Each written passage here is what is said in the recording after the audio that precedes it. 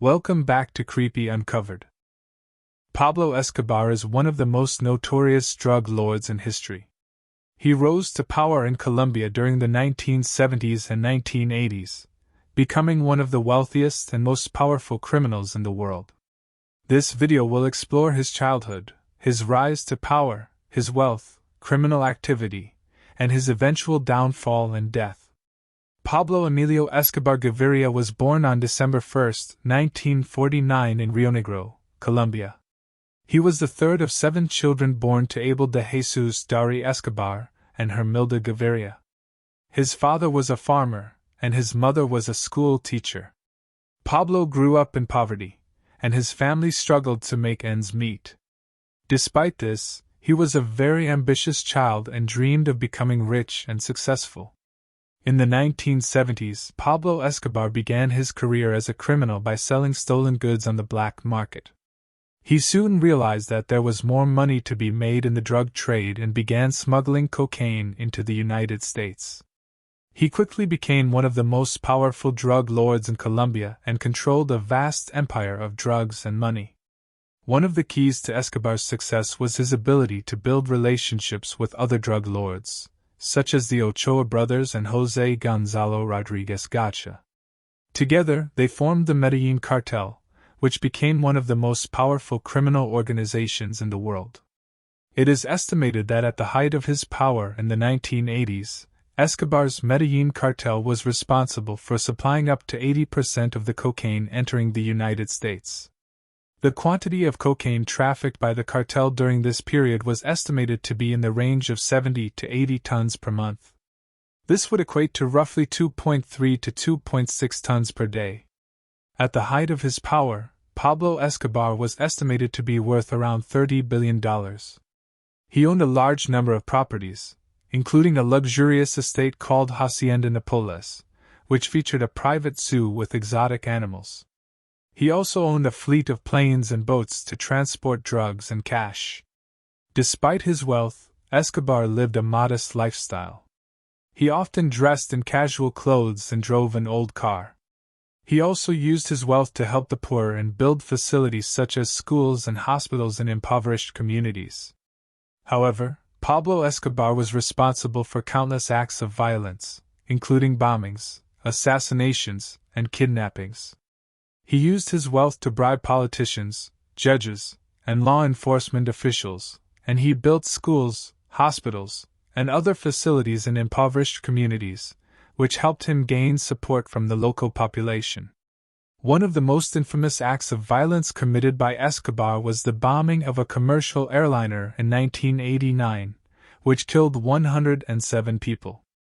The bombing was in retaliation for the Colombian government's efforts to crack down on drug trafficking. In the early 1980s, Escobar became a major sponsor of Atlético Nacional and invested heavily in it. He even built a new stadium for the club, called the Atanasio Girardot Stadium, which opened in 1953. Under Escobar's sponsorship, Atlético Nacional became one of the most successful soccer teams in Colombia, winning multiple national and international titles. Escobar was known to attend games and was often seen on the sidelines, cheering on his team. However, Escobar's involvement with the team also led to controversy. In 1989, during a game against the rival team América de Cali, Atlético Nacional fans threw firecrackers onto the field, causing a delay in the game. After the game, Escobar allegedly contacted the Cali drug cartel and paid them to kill several members of the América de Cali team, including the team's owner. This incident became known as the Narco-Soccer War, and highlighted the dangerous influence that drug lords like Escobar had on Colombian society. Despite this, Atlético Nacional remained a popular and successful team in Colombia, and the Atanasio Girardot Stadium is still in use today. The team even dedicated their 2016 Copa Libertadores championship win to the memory of the victims of the Narco-Soccer War. Pablo Escobar's downfall began in the 1980s when the Colombian government began cracking down on drug trafficking. The United States also became involved, providing assistance to the Colombian government in their efforts to capture and prosecute drug traffickers. In 1991, Escobar surrendered to the authorities and was imprisoned in a luxurious prison called La Catedral, which he himself had built to serve his sentence. However, he continued to run his criminal empire from behind bars, using the prison as a base of operations.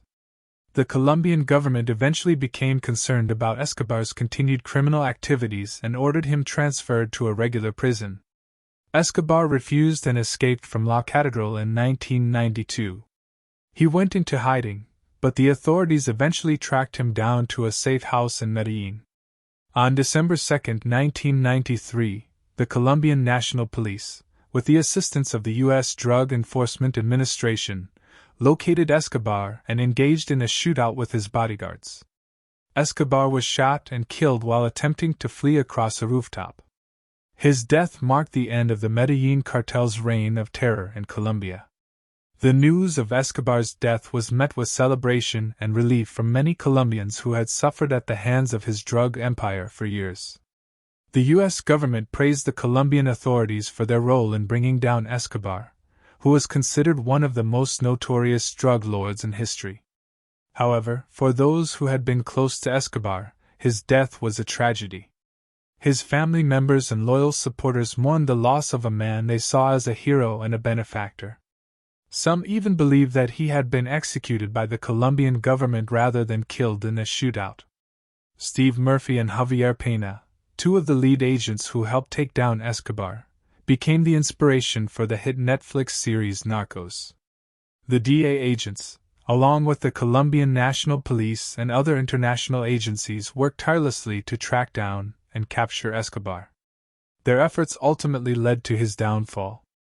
Their work in capturing one of the world's most notorious drug lords serves as a reminder of the bravery and dedication of law enforcement agents who work to keep our communities safe. The exact number of people killed by Pablo Escobar and his organization is difficult to determine, but estimates range from several thousand to tens of thousands. Escobar was responsible for ordering the deaths of judges, politicians, police officers, journalists, and rival drug traffickers, among others.